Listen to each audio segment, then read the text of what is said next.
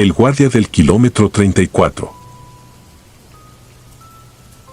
Me llamo Rodrigo y hasta hace unos años trabajé como guardia de seguridad en las afueras de Guadalajara, rumbo a Tepatitlán, casi llegando al kilómetro 34 de la carretera. Nunca he sido alguien miedoso, crecí en ranchos, caminando de noche entre brechas y pastizales, y siempre pensé que lo más peligroso eran los vivos con malas intenciones. Pero desde aquel turno en ese patio de trailers, dejé de repetir esa frase. En 2019 me quedé sin trabajo y acepté casi cualquier cosa que apareciera. Un conocido me habló de una empresa que necesitaba guardias para un patio de maniobras donde estacionaban trailers cargados con mercancía cara al lado de una bodega enorme y de una fábrica semiabandonada. El lugar estaba lejos de todo, sin casas alrededor, solo tierra, matorrales y el ruido lejano de los tráileres que pasaban por la carretera. La caseta era una construcción pequeña de lámina y tabla roca, con una puerta de metal floja y ventanas de vidrio simple. Adentro había una mesa vieja, un par de sillas, una cafetera, una camita individual y un monitor conectado a 4 cámaras que apenas captaban algo entre la niebla y la oscuridad. Aquella noche fue mi primer turno nocturno. Yo entraba a las 7 de la tarde y salía a las 7 de la mañana. Mi compañero se llamaba Esteban, un tipo flaco, de unos 40 y tantos años, que ya llevaba tiempo en la empresa. Esa noche también se quedó el supervisor, un hombre serio al que todos llamaban el ingeniero, para explicarme la rutina, los recorridos y los puntos ciegos.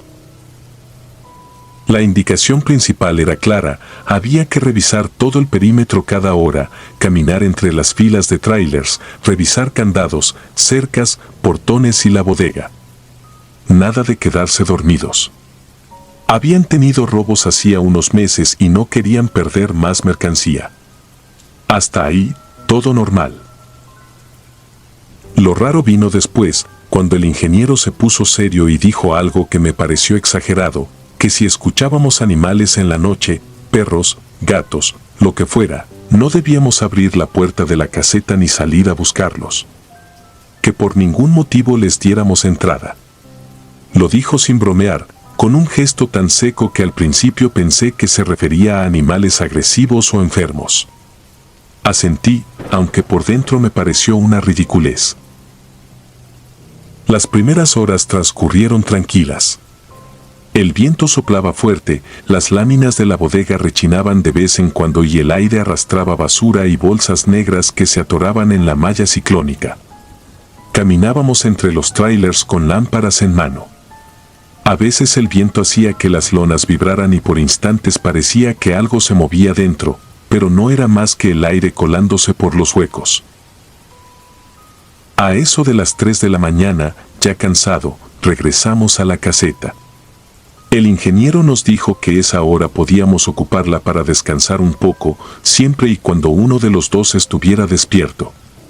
Él revisó unos papeles, anotó cosas en una libreta y luego, sin más, se despidió. Antes de irse, repitió la advertencia, si escuchábamos animales, no saliéramos. Luego apagó su camioneta y se perdió en el camino de terracería. Esteban se recostó en la cama y yo me quedé revisando las cámaras. Se veía casi todo oscuro, solo algunos reflejos de los postes viejos alumbrando pedazos de tierra y chatarra. El viento soplaba peor y la caseta crujía con cada ráfaga. Yo empezaba a cabecear cuando lo escuché por primera vez. Un maullido. Suave, agudo, justo encima de nosotros. Al principio no me inquietó. Solo levanté la vista al techo de lámina y pensé que algún gato se había subido, buscando un lugar donde resguardarse del frío. Luego vino otro maullido, pero esta vez sonó extraño, como más largo y ahogado. Esteban abrió los ojos y me preguntó si también lo escuchaba. Asentí sin decir nada. El maullido se repitió, ahora acompañado de un crujido metálico, como si algo pesado se arrastrara por las láminas del techo. Yo me puse de pie, y mi reacción inmediata fue acercarme a la puerta para asomarme. Esteban se levantó rápido y me detuvo con una mano en el hombro. Solo negó con la cabeza y susurró que recordara lo que había dicho el ingeniero. No lo discutí, pero sentí un ligero malestar en el estómago, una inquietud tonta que quise atribuir a los nervios de la primera noche. El maullido volvió a sonar, pero esta vez no parecía de un gato.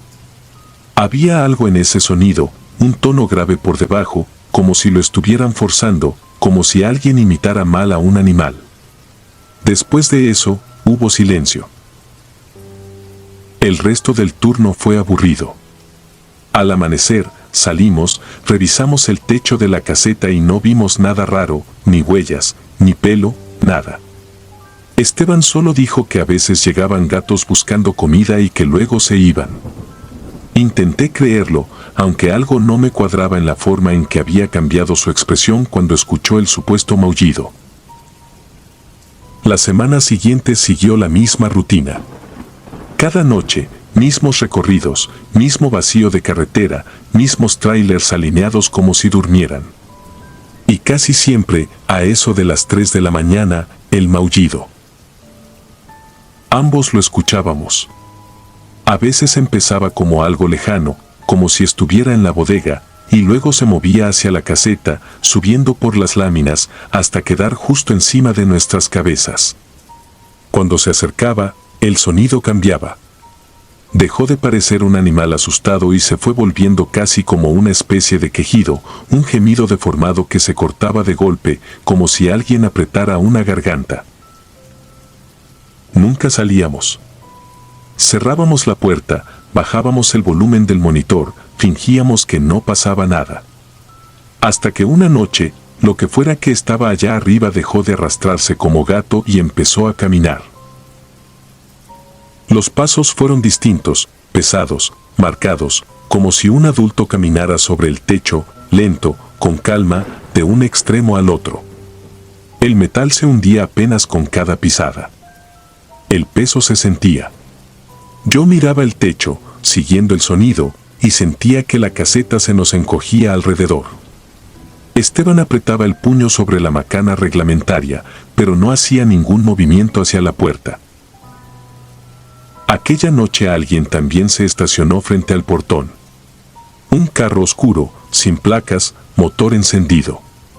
Lo vimos en la cámara de la entrada. Nadie tocó el claxon, nadie bajó, nadie preguntó nada. Solo se quedaron ahí varios minutos con las luces apagadas. Los pasos sobre el techo continuaban, lentos, como si aquello supiera que lo estábamos escuchando. Yo notaba como el monitor vibraba apenas sobre la mesa con cada crujido. En un momento el maullido reapareció, pero esta vez mezclado con algo parecido a una risa muy baja, casi un susurro roto, que se perdía con el viento. Sentí un frío seco, muy distinto al de afuera, meterse en la caseta. Por un segundo juré que la temperatura bajó de golpe. El carro, frente a la entrada, arrancó sin previo aviso y se fue. Los pasos sobre el techo se detuvieron justo encima de la puerta, como si aquello se plantara ahí, escuchando. No salimos hasta que salió el sol. Cuando al fin se hizo de día y el relevo llegó, revisé el techo con la excusa de ver si no había daños. No había huellas de gato. No había huellas humanas. Solo unos hundimientos raros, como si algo con patas muy largas y delgadas se hubiera apoyado en puntos específicos de la lámina, marcando una especie de ruta. No fui el único que lo veía. Esteban lo siguió con la mirada y dijo que desde que él estaba ahí, todos los veladores de ese turno habían terminado renunciando. Algunos no aguantaban ni una semana. A ninguno le gustaba que a esa hora apareciera el carro sin placas. Tampoco que después de que se había ido, comenzaran a escucharse los pasos. Como si algo llegara con ellos y se quedara afuera, caminando por los techos, llamando con esa voz de gato mal hecho. A la tercera noche con pasos pesados decidí renunciar. No dije nada detallado en la carta. Solo escribí que no me sentía cómodo con las condiciones del lugar. Nadie me cuestionó mucho. Al parecer estaban acostumbrados a que el turno de la noche se quedara vacío cada cierto tiempo.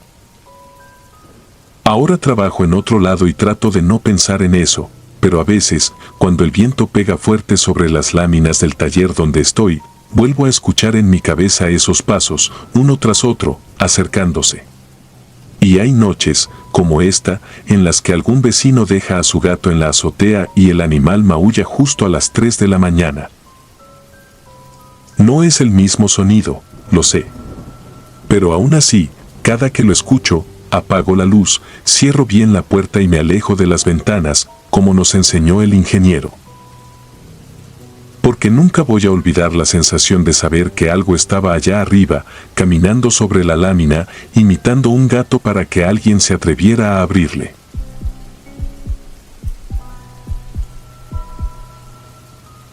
El turno que nunca termina. Quiero dejar algo muy claro antes de comenzar, no estoy buscando que me crean. Solo necesito desahogarme. Han pasado ya varios años desde aquello, pero sigo sin poder dormir bien. A veces cierro los ojos y todavía lo escucho. Todavía lo veo. Y aunque me prometí no volver a hablar de ese lugar, siento que si no lo digo ahora, algún día terminaré regresando sin querer, como si algo allá dentro siguiera llamándome. Mi nombre prefiero reservarlo. Solo diré que en 2014 trabajé como guardia de seguridad en un complejo industrial en las afueras de Nashville, Tennessee. No era un centro comercial ni una bodega común. Era un conjunto enorme de 3 naves que antes habían sido parte de una fábrica de ensamblaje y que ahora varias empresas rentaban para almacenar mercancía.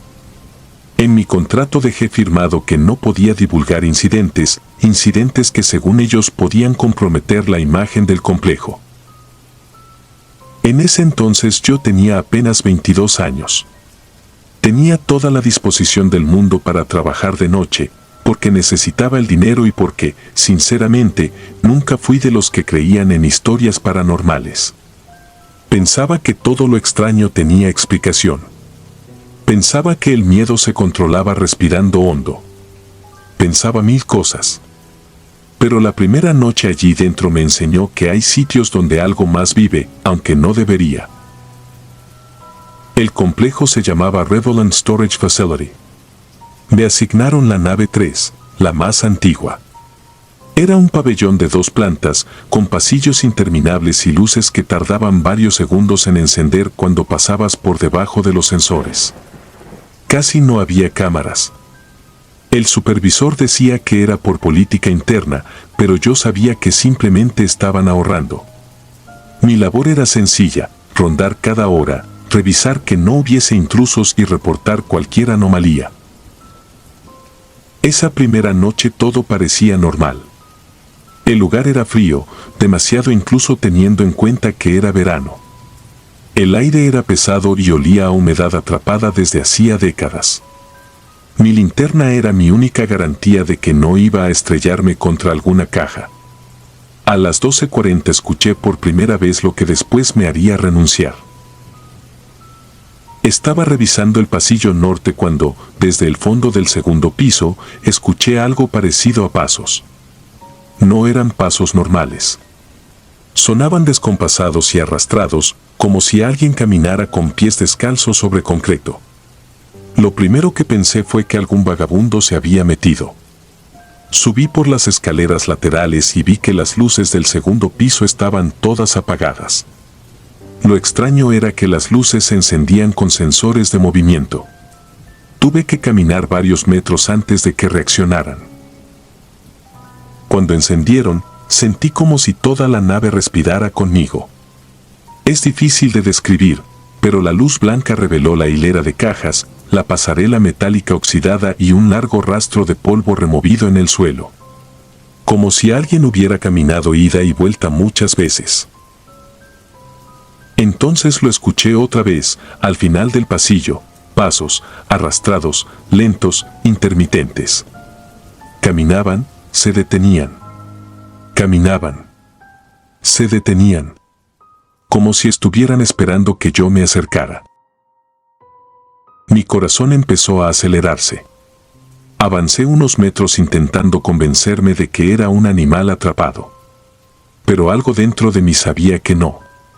Sabía que aquello no era un animal, ni una persona.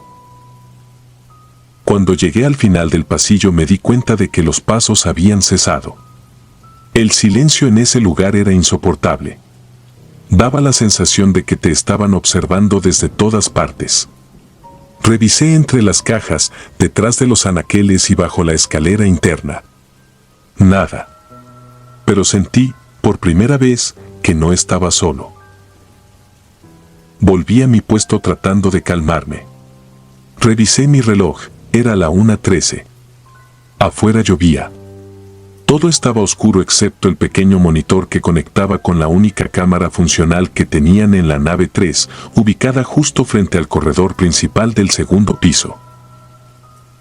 Mientras vigilaba aquella imagen medio borrosa, algo me puso la piel de gallina. Durante unos segundos, en la parte inferior derecha, se vio una sombra cruzar. No era la de un animal. Tampoco tenía forma humana. Era algo más irregular, como si estuviera deformada por dentro. La sombra se movió demasiado lento, como si flotara. Me quedé inmóvil observando la pantalla. De pronto, la cámara tembló como si algo hubiese pasado justo frente a ella. Luego la imagen se volvió negra. No lluvia, no interferencia. Negra. Decidí quedarme en la planta baja. No tenía intención alguna de volver a subir esa noche. Me quedé con el radio en la mano, escuchando mi propia respiración. A las 2:27 escuché un golpe seco proveniente del segundo piso. No fue un golpe pequeño. Todo el techo del primer piso vibró. Después vino otro, y otro, y otro, como si algo pesadísimo caminara sobre las placas metálicas del pasillo. Cada paso retumbaba. No era el sonido de unos pies humanos. Era algo más grande, como si estuviera apoyando todo su peso con rabia. Yo ya no sabía si correr o quedarme. Pero algo dentro me dijo que si salía huyendo, algo me seguiría. No sé de dónde salió esa sensación tan clara, pero la tuve. Como si el lugar mismo me estuviera diciendo que no me moviera. Pasaron casi 20 minutos de golpes intermitentes. Yo no respiraba. No pensaba. Solo escuchaba. Y entonces, sin ningún motivo, el silencio volvió. Tomé valor para revisar de nuevo la cámara. Cuando por fin regresó la imagen, vi algo que hasta hoy me hace cuestionar mi cordura. En el pasillo del segundo piso, justo frente a la cámara, había una figura. No era humana. No era un intruso. No tenía una forma coherente. Parecía estar hecha de sombra pura, con extremidades largas y torcidas. Su cuerpo no tenía contorno definido y su cabeza parecía moverse hacia los lados, como si buscara algo. Pero lo peor fue que giró. Giró lentamente hacia la cámara. Y cuando su rostro, si es que tenía uno, apuntó hacia el lente, todos los sensores de movimiento de esa planta se encendieron al mismo tiempo. La nave quedó perfectamente iluminada. Todo. Menos esa cosa. Esa cosa siguió negra. Una mancha en medio de la luz. Di un paso atrás. Se me cayó el radio. Y justo en ese instante, la figura dio un paso hacia la cámara. Y luego otro. Era como si quisiera atravesarla para salir. No recuerdo haber abierto la puerta de emergencia, pero lo hice. Salí bajo la lluvia con el corazón intentando salirse del pecho. Llamé al supervisor desde el estacionamiento y le dije que no iba a volver. Él solo respondió, lo entiendo. Ni siquiera me discutió. Renuncié oficialmente al día siguiente. Firmé más papeles de los necesarios. Me pagaron la semana completa a pesar de haber trabajado solo una noche. Me pidieron, con mucha insistencia, que no hablara de lo que había visto. No firmé nada. No iba a hacerlo. nunca regresé. Pero a veces, por las noches, cuando la casa está en silencio, escucho aquellos pasos arrastrándose en el piso de arriba. Y juro que no hay nadie viviendo conmigo. Hay lugares donde uno no trabaja. Lugares donde algo ya vive ahí. Y no le gusta que lo interrumpan. Y yo sé que esa cosa sigue buscándome. Porque aquella noche, antes de que la cámara se apagara por completo, lo último que vi fue como esa sombra estiraba algo parecido a un brazo hacia el lente, como si intentara aprender mi forma. Como si quisiera saber cómo encontrarme después.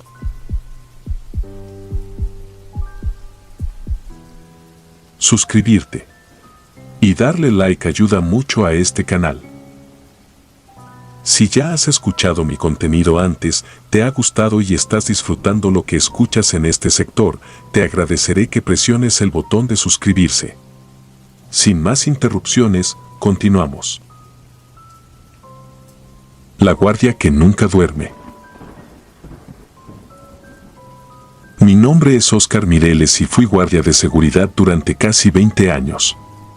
De todas las experiencias que tuve en ese oficio, ninguna se compara con lo que viví en el invierno de 2012, cuando trabajaba como velador nocturno en una unidad deportiva abandonada a las afueras de Durango. El lugar alguna vez fue un centro escolar mixto con canchas, aulas y pequeños talleres. Después lo cerraron por falta de recursos y llevaba más de una década abandonado, pero seguían pagando vigilancia porque el municipio planeaba rehabilitarlo algún día. A mí me contrataron porque, según dijeron, nadie duraba mucho ahí. Pensé que era por lo solitario y frío del lugar. Pero las primeras noches me di cuenta de que había algo más. Mi turno empezaba a las 10 de la noche. Siempre llegaba un poco antes para hacer el recorrido inicial, revisar candados, ver que las rejas estuvieran cerradas y asegurarme de que ningún vago, borracho o muchacho curioso se quedara dentro. La unidad estaba rodeada de árboles altos y un terreno baldío amplio donde el viento siempre parecía golpear más fuerte. El edificio principal tenía 2 pisos. En la planta baja estaban las aulas viejas con pizarrones rotos y mesas apiladas. En la planta alta había lo que antes eran oficinas y 3 salones. Nunca entendí por qué, pero el segundo piso siempre se sentía mucho más frío que el resto, incluso cuando no corría aire. La primera semana no pasó nada fuera de lo normal. Me quedaba en la caseta de entrada, o cuando hacía mucho frío, me refugiaba en una de las aulas de abajo, siempre la misma porque era la única que no olía a humedad. Ahí me sentaba en una silla frente a la ventana para vigilar el patio central. Una noche de diciembre, a eso de la 1 de la mañana, escuché un golpe seco arriba. Sonó como si hubieran arrastrado un mueble pesado. Me levanté, tomé mi lámpara y subí por las escaleras. El aire estaba tan helado que se me entumieron los dedos en cuanto puse la mano en el barandal. Revisé los salones uno por uno. Todos estaban vacíos. Supuse que quizá alguna puerta mal cerrada había tronado por el aire, así que volví a bajar. No pasaron ni 5 minutos cuando escuché otro ruido, más fuerte, como si ahora hubieran tirado algo. Esta vez subí más rápido, molesto, pensando que quizá algún animal se había metido. Revisé de nuevo, pero no encontré absolutamente nada. Lo raro fue que el salón del fondo, que siempre mantenía la puerta cerrada, estaba entreabierto. Entré, iluminé las esquinas y confirmé que no había nadie. Mientras giraba para salir, noté que uno de los pupitres estaba volteado al revés, como si alguien lo hubiera puesto así apenas unos segundos antes. Sentí un escalofrío en la nuca, pero traté de no darle demasiada importancia. Lo acomodé y bajé sin querer pensarlo más.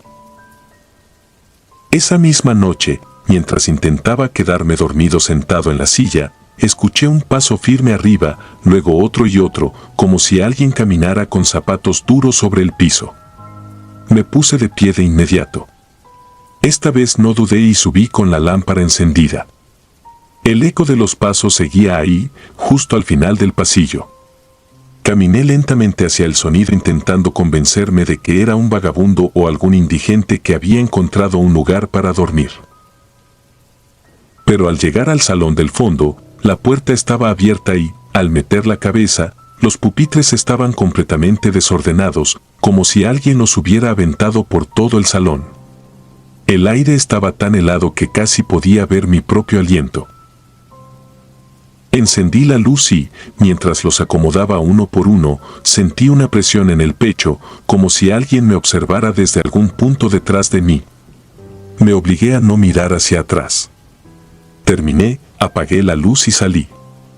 Entonces lo escuché. Un susurro. Uno solo. Breve. No entendí lo que dijo, pero venía del rincón donde apenas había estado parado. No lo pensé. Cerré la puerta y bajé casi corriendo. Esa fue la primera noche en la que realmente me sentí amenazado. Las siguientes noches no fueron diferentes. Los mismos ruidos, los mismos pasos. Cualquier objeto que dejara en algún punto del segundo piso aparecía en otro lugar. Había noches en las que escuchaba algo arrastrarse, otras en las que un silencio absoluto llenaba el edificio, un silencio tan espeso que solo ocurre cuando el ambiente está cargado de algo que no se ve pero se siente. Una madrugada, cuando el viento golpeaba con fuerza las ventanas, escuché un portazo arriba. Me sobresalté porque las ventanas no podían abrirse, estaban selladas. Subí con la lámpara temblando en la mano. Al llegar al pasillo, vi que la puerta del salón del fondo estaba completamente abierta, pero lo más inquietante fue que del interior salía un golpeteo constante, como si alguien moviera un pupitre lento, arrastrándolo de un lado a otro. No quería entrar. El cuerpo me lo decía. Pero era mi trabajo. Cuando empujé la puerta, la lámpara iluminó lo que menos quería ver. En la esquina, junto al viejo escritorio, una silueta estaba sentada, mirando hacia el pizarrón. Estaba tan rígida que pensé que era una persona real, pero cuando avancé un paso, su cabeza giró hacia mí con un movimiento lento y antinatural. No pude ver su rostro, solo una palidez casi luminosa. Retrocedí sin pensarlo. Di media vuelta y bajé las escaleras sintiendo como mis piernas apenas me respondían. Me encerré en el aula de abajo, temblando, sin poder dejar de escuchar cómo los pasos descendían tras de mí. Los escuché llegar al pasillo. Sentí que se detenían frente a la puerta. Vi la sombra pasar por la rendija inferior, una sombra nítida, demasiado humana. No me moví. Ni siquiera respiré. Después de unos segundos, la sombra desapareció. No escuché pasos alejándose. No escuché nada. Era como si aquello simplemente se hubiera desvanecido. Amaneció y al salir me encontré con uno de los supervisores. Al verme la cara me dijo que parecía enfermo. Le conté lo que había pasado, esperando que se riera o me dijera que era normal en los edificios viejos. Pero en lugar de eso, solo bajó la mirada y dijo que algo había pasado ahí años atrás. Nunca quiso darme detalles. Solo me pidió que no trabajara más en el segundo piso, que hiciera mis rondas rápidas y no me quedara ahí arriba más de lo necesario. Seguí en ese lugar casi un año más. Nunca volví a ver aquella figura, pero sí seguía escuchando los pasos y los golpes en el salón del fondo. Nunca dejé de sentir esa presencia detrás de mí cada vez que subía. Hasta el día de hoy, cuando paso cerca de ese edificio, puedo jurar que algo sigue ahí, esperando la noche para caminar otra vez por el pasillo. Yo lo sé porque, a veces, todavía sueño con el sonido de esos pasos. Como si nunca hubiera dejado de vigilarnos. Como si la guardia nunca durmiera.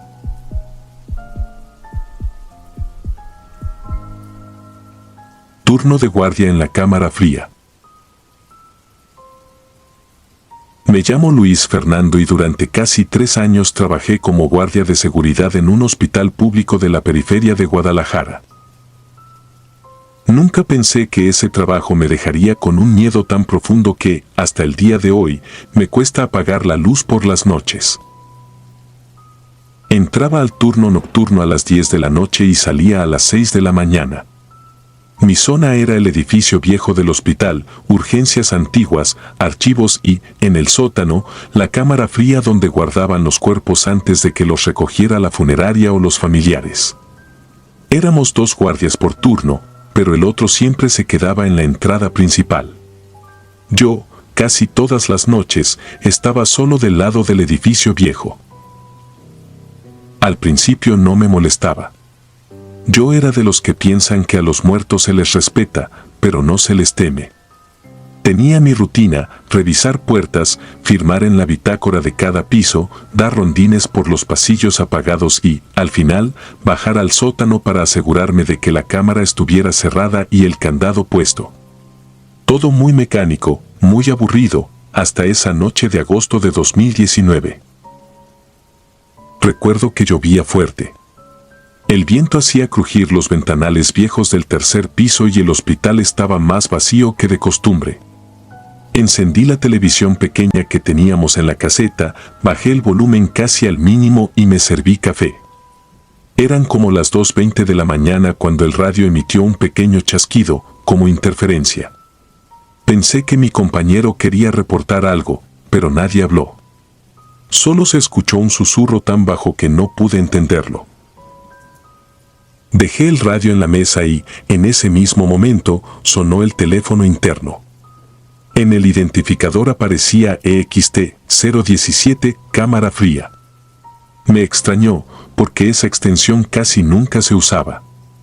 Normalmente, si algún médico necesitaba algo de ahí, bajaba con llave o llamaba desde urgencias, no directamente desde el sótano.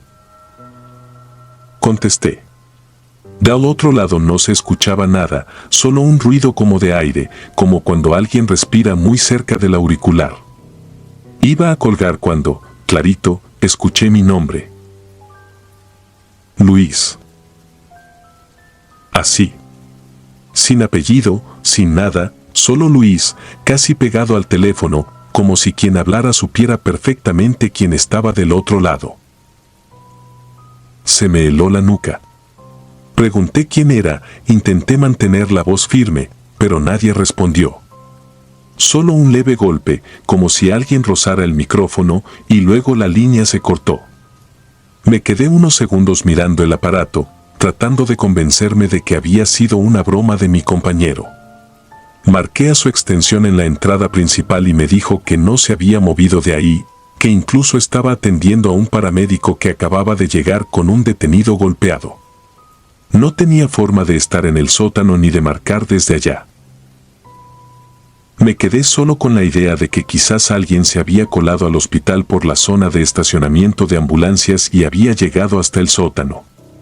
No era imposible. Vándalos, familiares desesperados, hasta ladrones de equipo, ya habíamos visto de todo. Mi deber era ir a revisar. Tomé la lámpara, el radio y las llaves maestras. Antes de salir, miré las cámaras en el monitor viejo. El pasillo del sótano se veía vacío, solo un par de luces de emergencia parpadeando. Sin embargo, la cámara que apuntaba directamente a la puerta metálica de la cámara fría estaba llena de estática. La imagen subía y bajaba como si hubiera una mala señal. Me incomodó, pero pensé que era por la lluvia. Bajé por las escaleras que conducían al sótano. Con cada peldaño, el sonido del hospital se apagaba. Ya no se oían carros, ni voces, ni el típico ruido de carritos metálicos en los pasillos. Solo mi respiración, el zumbido de las luces viejas y el eco de mis pasos. Al llegar abajo, noté algo que no encajaba. La puerta que lleva al pasillo de la cámara fría estaba entreabierta. Esa puerta siempre debía quedar cerrada. Siempre. Me acerqué despacio, con la lámpara apuntando al frente, y la empujé con el hombro. El pasillo estaba prácticamente a oscuras, iluminado solo por 2 focos de emergencia al fondo. Olía a desinfectante, humedad y algo más, un olor metálico, pesado, muy parecido al de la sangre seca. Avancé anotando mentalmente que tendría que reportar esa puerta abierta en la bitácora, cuando sentí, detrás de mí, el mismo susurro que había escuchado en el teléfono. Luis. Fue tan claro, tan cerca de mi oído, que sentí el aliento frío en la piel. Me giré de golpe alumbrando con la lámpara, pero no había nadie. El pasillo detrás de mí estaba vacío, solo la puerta de las escaleras semiabierta. Tragué saliva y, por primera vez en mucho tiempo, sentí un miedo infantil, irracional, pero imposible de ignorar. Quise hablar por el radio, pero una parte de mí se resistía a sonar como un idiota asustado por voces. Así que seguí caminando. Cuando por fin llegué a la puerta metálica de la cámara fría, noté que la luz roja que indicaba cerrado estaba apagada. Eso solo pasaba cuando la puerta no estaba bien ajustada o, peor aún, cuando alguien la había dejado abierta. Empujé con cuidado. La puerta cedió con un rechinido agudo y el aire frío me golpeó la cara. El interior estaba iluminado por un solo foco blanco en el techo. Había 4 cuerpos cubiertos con sábanas en camillas metálicas, alineados en el centro. Yo sabía que esa noche habían ingresado 2 personas fallecidas por infarto, un joven atropellado y un hombre sin identificar que habían encontrado en un baldío. Había firmado el registro en mi turno. Di un paso dentro y me quedé en la entrada, sin terminar de cruzar la puerta. No había razón para avanzar más. Solo tenía que comprobar que todo estuviera en orden. Entonces mi lámpara se apagó. Sin previo aviso. El foco del techo parpadeó 2 veces y también se apagó, dejando la cámara sumida en una oscuridad casi absoluta, apenas rota por la luz tenue que entraba desde el pasillo.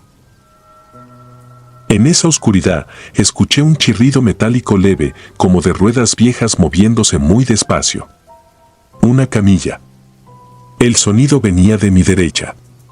Alcancé a distinguir una silueta blanca incorporándose, como si alguien se estuviera sentando cubierto por la sábana. El peso del cuerpo hizo que la camilla rechinara de nuevo. No grité.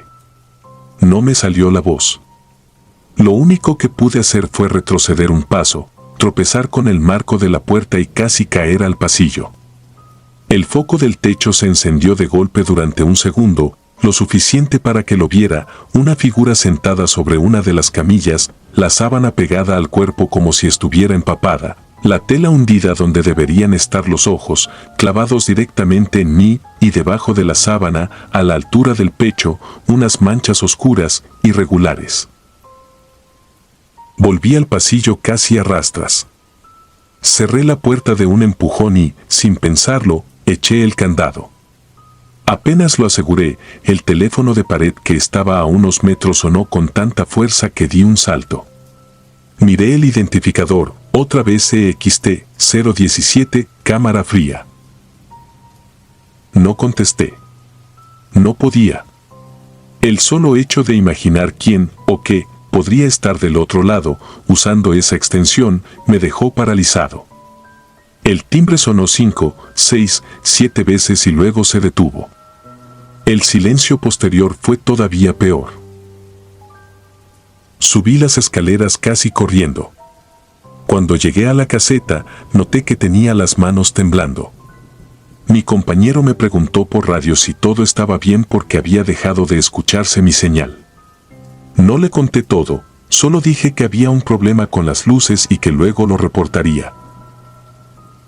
Esa misma mañana, antes de irme a dormir, busqué en internet noticias sobre cuerpos sin identificar encontrados recientemente cerca del hospital. Encontré una nota sobre un hombre hallado con señales de tortura, abandonado en un lote baldío 2 colonias más allá. Lo habían ingresado al hospital donde yo trabajaba la noche anterior.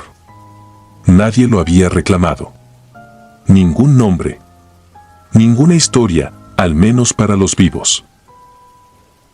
Renuncié 2 semanas después. A veces me preguntan por qué dejé un trabajo tan bueno. Les digo que fue por los horarios, que mi salud se estaba viendo afectada. Nadie imaginaría que, en realidad, dejé de ser guardia de seguridad porque una voz sin cuerpo, desde una cámara fría, me llamó por mi nombre en la oscuridad y porque, cada vez que cierro los ojos, sigo viendo esa sábana hundida donde deberían ir unos ojos que, según la ley de los vivos, ya no deberían ver nada.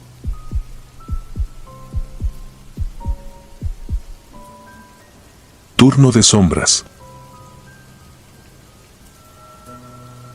Me llamo Andrés y durante casi 7 años trabajé como guardia de seguridad en un edificio de oficinas en la zona industrial de Tlaquepaque, Jalisco. Dejé ese trabajo hace 2 años y todavía me cuesta dormir algunas noches, sobre todo cuando el viento sopla fuerte y las luces de la calle parpadean. Firmé un contrato de confidencialidad con la empresa, pero ya ni existe el corporativo que nos contrataba y honestamente necesito sacar esto de mi cabeza. El edificio era de 4 pisos, con fachada de cristal y una entrada principal con reja metálica. Por dentro no tenía nada de especial: cubículos, oficinas de contadores, salas de juntas, una pequeña cafetería en el segundo piso y un sótano donde se guardaban archivos viejos y material de limpieza. Mi caseta estaba justo en la entrada, pegada al cristal, con vista a la recepción y al pasillo que llevaba al elevador. Mi turno era de 10 de la noche a 6 de la mañana.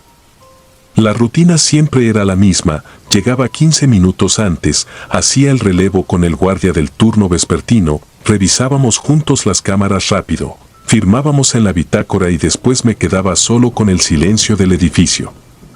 A las 11 hacía el primer rondín, revisaba que todas las puertas estuvieran cerradas, que las computadoras quedaran apagadas y que el estacionamiento estuviera limpio. Después me regresaba a la caseta y ponía la televisión bajito para no dormirme. La zona no era tan peligrosa como otras, pero sí había historias de robos a bodegas y asaltos a empleados que salían tarde.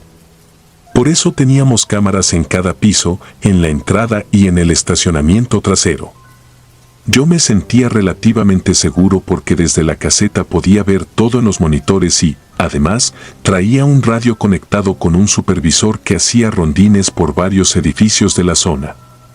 Si algo salía mal, se suponía que tardarían máximo 10 minutos en llegar. Lo que voy a contar ocurrió en 2021, poco antes de que yo renunciara. No fue la primera cosa rara que vi ahí, pero sí fue la que terminó de quebrarme los nervios. Esa noche todo estaba normal. Era martes, lo recuerdo bien porque los martes casi nunca se quedaba nadie trabajando tarde. A las 11 hice el rondín, revisé pisos, baños, todo en orden. Al regresar a la caseta me preparé un café soluble en un vasito de unicel y me senté frente a los monitores. Eran casi las 12 cuando empezó un viento fuerte, como si fuera a llover, aunque en la pantalla del estacionamiento se veía el cielo completamente despejado. Cerca de la 1 de la mañana sentí ese cansancio pesado que te cae de golpe. Me permitían recargarme un rato siempre que no me durmiera por completo y no dejara de estar pendiente de las cámaras, así que me incliné en la silla. Apoyé la cabeza en la pared y estiré las piernas sobre un banquito de metal que tenía frente al escritorio. Dejé la televisión en un canal de noticias sin sonido y cerré los ojos un momento. No sé cuánto tiempo pasó. Lo que sí sé es que no fue un sueño normal. Abrí los ojos de golpe, completamente consciente, pero sin poder mover ni un músculo. Estaba sentado tal y como me había recargado, con la cabeza ligeramente ladeada y la mirada fija hacia el frente. Sentí al instante esa presión en el pecho, como si me hubieran puesto algo pesado encima. Intenté mover los dedos de las manos, los pies, cualquier cosa, y nada respondía. Al principio pensé que simplemente me había acalambrado por la posición, pero en cuanto enfoqué bien la vista me di cuenta de que no estaba solo. Del otro lado del cristal, dentro del edificio, de pie junto al escritorio de recepción, había un hombre mirándome fijamente. No era una sombra difusa ni una figura borrosa. Era un tipo normal, de unos 30 años, con camisa blanca arrugada y pantalón oscuro, como si fuera un empleado más. El problema es que a esa hora no debía haber nadie dentro. Todas las tarjetas de acceso se desactivaban al salir y la única llave física la tenía yo en la caseta.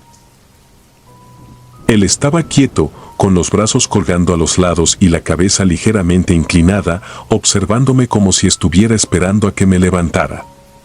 Su expresión no era de enojo ni de miedo, era una especie de sonrisa rara, como de burla, pero sin llegar a ser una sonrisa completa. Quise girar la cabeza para ver las cámaras, pero no pude. Solo tenía ese ángulo perfecto para verlo a él, parado a unos 3 metros del cristal, en la penumbra del lobby iluminado solo por las luces de emergencia. Intenté hablar, al menos decir algo, y la voz simplemente no me salía. El corazón me latía tan fuerte que lo escuchaba retumbar en la cabeza. En algún punto pensé que quizá era un ladrón, que me había rociado con algún químico para dejarme inmóvil y que estaba a punto de entrar a la caseta.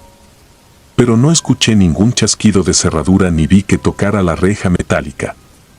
Él solo se quedó ahí, viéndome, como si disfrutara de mi desesperación.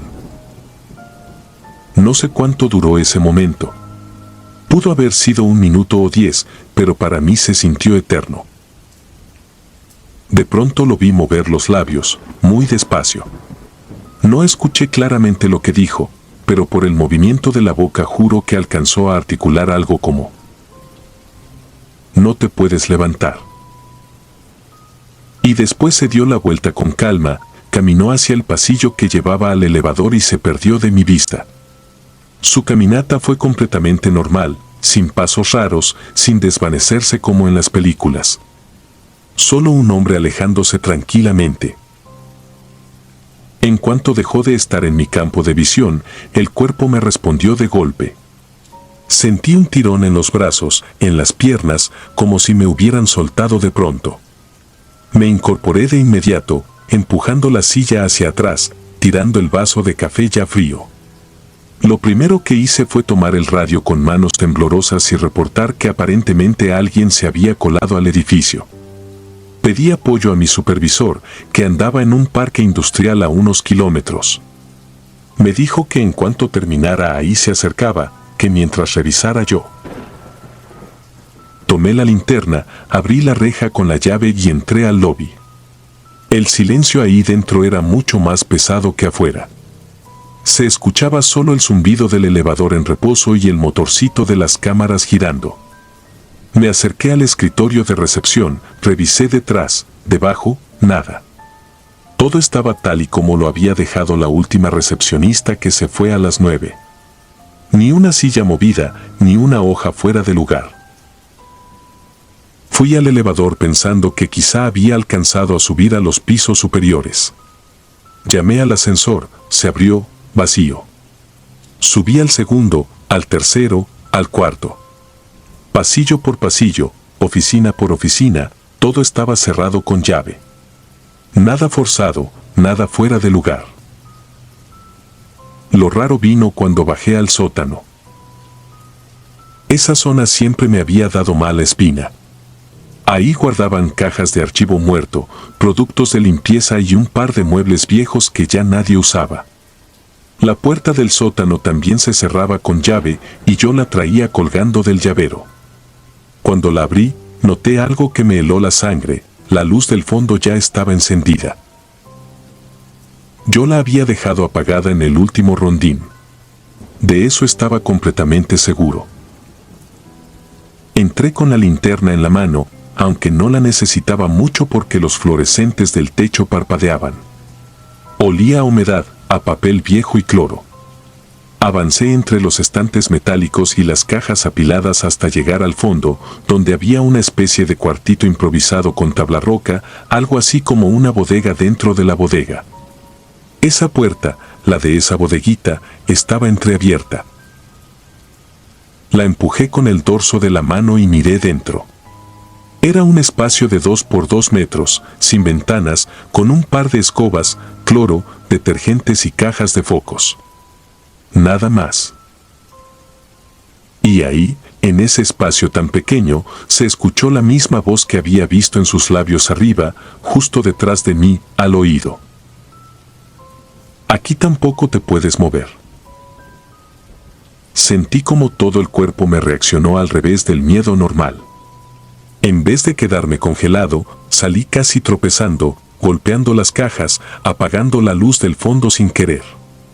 Me fui directo a la puerta del sótano y la cerré con fuerza, casi rompiendo la llave en el intento. Cuando regresé a la caseta, mi supervisor ya venía en camino. Revisamos juntos las cámaras desde una hora antes de que yo me quedara dormido hasta el momento en que él llegó. No apareció ninguna persona entrando al edificio, ni pasando por el lobby, ni yendo al sótano. En la cámara de la caseta sí se me veía a mí, recargado con los pies en el banquito, luego dando un brinco y levantándome de golpe, pero nunca se ve a nadie del otro lado del cristal. Lo único que se veía, y que mi supervisor prefirió no comentar mucho, fue un pequeño fallo en la cámara del lobby, justo a la 1:37 de la mañana. Una especie de interferencia en la que la imagen se distorsionaba y por un segundo parecía que había una silueta parada frente a recepción. Un segundo y nada más. Después, todo normal. Seguí trabajando ahí unas semanas más, aunque ya no me recostaba en la silla ni apagaba las luces de la caseta. Dejé el empleo cuando empezaron los problemas de recorte de personal, pero la verdadera razón fue que un par de noches después, mientras acomodaba unas cajas en la caseta, sentí que alguien se detenía del otro lado del vidrio. Cuando levanté la mirada, no vi a nadie, solo mi reflejo en el cristal. Sin embargo, en el reflejo mi propia boca parecía estar moviéndose, como si dijera algo que yo no estaba diciendo. Desde entonces duermo con la luz del pasillo encendida. Y aunque ya no trabajo de guardia, todas las madrugadas, más o menos a la misma hora, me despierto con la sensación de que alguien está de pie junto a mi cama, mirándome desde un ángulo donde mis ojos casi no alcanzan a verlo. Nunca me atrevo a voltear por completo. Porque sé que, en cuanto lo pierda de vista, voy a poder moverme otra vez. Y no quiero descubrir qué pasará la noche en que decida no irse. Si disfrutas de los relatos, te invitamos a apoyarnos con un like y un comentario, ya que eso nos ayuda muchísimo. Además, si aún no estás suscrito o suscrita, te animamos a formar parte de la comunidad del terror. Muchas gracias por escucharnos y por tu apoyo.